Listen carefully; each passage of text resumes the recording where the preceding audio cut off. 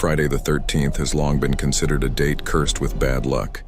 It's largely been a date that people look at as an excuse to do scary themes, activities like binging scary movies.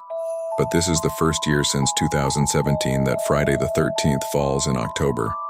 So for this video, we're looking at some of the most terrifying events that have actually taken place on the notorious day of bad luck. Tupac Shakur, better known as a stage name simply as Tupac, was an American rapper widely considered to be one of the most influential and successful rappers of all time. Tupac was arguably responsible for some of the most memorable rap verses in history. While much of his notoriety came about after his shocking death in the mid-1990s, he's still remembered and talked about today. On the night of September 7, 1996, Tupac was in Las Vegas, celebrating his business partner's birthday one night. While there, he attended the Bruce Seldon vs. Mike Tyler ice and boxing match with Suge Knight at the MGM Grand later that night at about 11:15 p.m. while at a stoplight. A white four-door Cadillac sedan pulled up to the passenger side of Tupac's vehicles, and an occupant rapidly fired into the car. He was hit 4 times, once in the arm, once in the thigh, and twice in the chest, with one bullet entering his right lung. Tupac succumbed to his injury 6 days later on September 13th, which was a Friday. The case went unresolved, with people suspecting his friend Suge Knight and even rapper Biggie Smalls of the murder. But recently, on September 29, 2023, 60-year-old Dwayne Keith Davis was charged in the killing of Tupac. Jane is not accused of being the one to pull the trigger that night in Las Vegas, but he is, however, being accused of having been the one to call the hit on Tupac. The trial is still currently in progress. A lot of people refuse to fly on Friday the 13th. While that may come down to pure superstition, among some people, there have been a few tragedies in the air on this day. In October 1972, on Friday the 13th, a plane heading to Chile was forced to crash land in the Andes Mountains. The flight was carrying 45 passengers and crew, including 19 members of the Old Christians Club rugby union team, along with their families, supporters, and friends. 3 crew members and 9 passengers died immediately. Several more died soon afterward due to the frigid temperatures and the severity of their injuries. Survivors of the crash hid the wreckage for warmth and were eventually forced to cannibalize and eat deceased passengers to survive. A rescue team was sent out, but the mission was called off after 10 days. However, 72 days after the crash, as the weather improved with the arrival of late spring, 2 survivors climbed a 4,700-meter mountain peak without gear and hiked for 10 days into Chile to seek help, traveling a total of 38 miles. The 2 men were able to alert authorities that there were still 16 survivors trapped in the mountains, leading to their rescue, but, believe it or not, on the exact same Friday, the 13th as this plane crash, the same exact date was another plane crash that killed all 164 passengers and 10 flight crew. It was Aeroflight 217. The plane needed to land due to horrible weather conditions, but crashed upon landing in Russia just 3 miles away from the runway. The exact cause of the crash could not be determined, but it's speculated that it was largely to do with simply human error, casualty-wise. It is one of the worst plane crashes in history. While these incidents are incredibly rare, perhaps there is a reason flights are cheaper on Friday the 13th. If you're not superstitious, perhaps it may be worth it. But now we move from the sky to the sea, looking at the Costa Concordia disaster. On Friday, the 13th January 2012, the 8-year-old Costa cruiser ship, Costa Concordia, just left Civitavecchia, Italy at approximately 7:18 p.m. On board were 1,022 crew members and 3,206 passengers. As the Concordia approached Chiloé Island several hours later, it deviated from its standard course, moving closer to the small Tuscan island for a maritime salute, which included the cruise ship sounding its horn to show off to unlock workers on the land. The Concordia had performed several in the past, but the area was known for rock outcroppings, and at some point such a formation was noticed in the ship's path.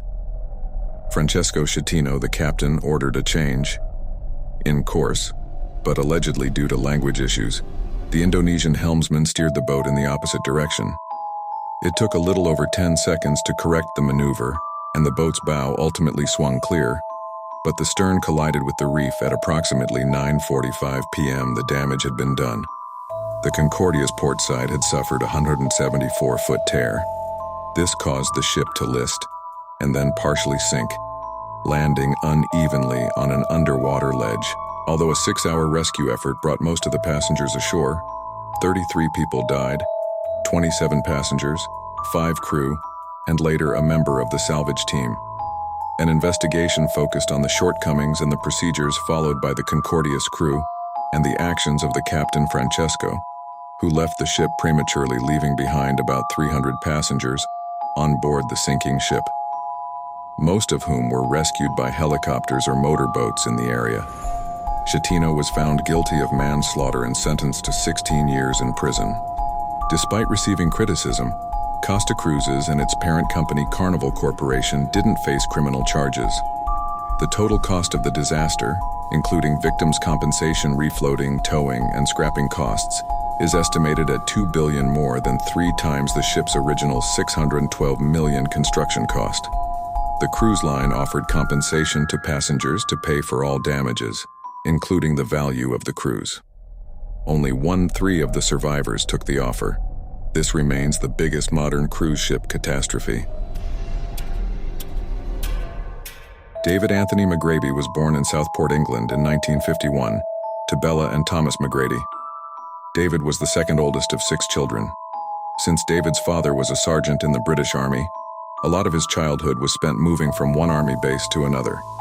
This could mean that one year he was being educated in an army school in England. The next in Germany, according to David's mother. Living in Germany was his happiest time. David's mother, Bella, later said she could only remember one childhood incident of concern, as David was otherwise allegedly well-behaved. In 1967, 15-year-old David left school and enlisted in the Royal Navy. However, he was dismissed from the Navy in August 1971 after being court-martialed for starting a fire that destroyed a mess wardrobe. David then moved back in with his parents, but around this time, his life was crumbling as his fiancée broke up with him, and he was fired from several jobs. For this reason, his parents became fed up with him and kicked him out. So David turned to his friend Clive Kenneth Ralph, who let him board with he and his wife Dorothy Elsie and their 2 small children, Paul and Dawn. Clive and Dorothy had been school friends. There was a 5-year age gap between them. They had married in September 1968 when Dorothy was 16 and pregnant with Paul. The time David moved in, Dorothy was pregnant with their 3rd child. Samantha was born on the 14th of July in 1972. With both Clive and Dorothy busy working, David acted as a babysitter for the Ralph children. He was regarded by family and neighbors, as well as the Ralphs, as a person who loved children. So what would soon happen was nothing short of unexpected and horrific. On Friday the 13th in April 1973, Elsie was picked up from work by Clive, who had left home late with the children all asleep. When the couple arrived at their home, the police were already there and they escorted them to the police station, where they were told of the horrible truth that their children had been murdered. So what happened? David was known to be a heavy drinker and sometimes a violent drunk.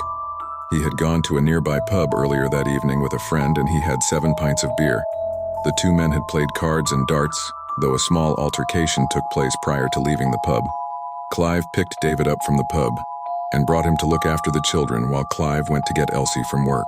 Sometime between 10:15 and 11:15 p.m., David, while completely wasted, became infuriated with the children, beginning with the baby Samantha, who had been crying for her bottle. David violently killed the 3 children, each in a different yet brutal manner. After killing the 3 children, David went down to the basement and retrieved a pickaxe to further mutilate their bodies. David was arrested by police at 3:50 a.m., walking on a road near the Ralphs' home. Upon his arrest, David initially denied any responsibility, but several hours later, he admitted to the murders, with his only explained reasoning disgustingly being simply that the baby was crying. David was sentenced to multiple life sentences with minimums of 20 years, and in prison, he was subjected to frequent abuse by other prisoners, and he spent most of his 45 years behind bars in protected conditions. In December of 2018, a parole board cleared David for release, declaring that he had changed significantly and he was no longer a risk.